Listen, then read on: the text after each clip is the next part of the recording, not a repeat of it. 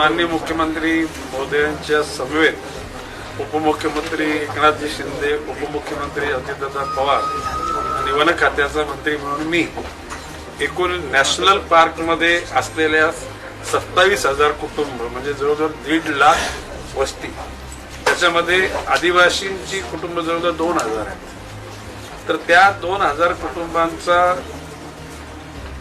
पुनर्विकास किंवा त्यांचं स्थलांतरण नॅशनल पार्कला जवळच करावं आणि डबल ग्राउंड+1 न करता त्यांना जे सवय आहे ग्राउंडचीच त्या पद्धतीनं त्यांचा विकास करावा.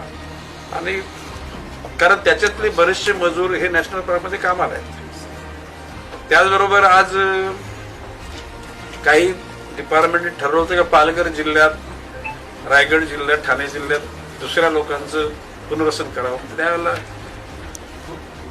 म्हणजे माननीय मुख्यमंत्री महोदयांची सुद्धा इच्छा तीच होती की कुठल्याही परिस्थितीमध्ये हे लोक पुन्हा झोपडपट्ट्यामध्ये जाता कामा नये. तर त्यांना जर त्या ठिकाणी घरं दिली तर पुन्हा ते विकतील आणि पुन्हा इथे झोपडपट्ट्यात येतील. सबब इथल्याच आरे कॉलनीतल्या 90 एकर जागेमध्ये सगळ्या बाबींचा विचार करून तिथंच त्या लोकांना घरं बांधून द्यावी यासाठी आज मीटिंग झाली.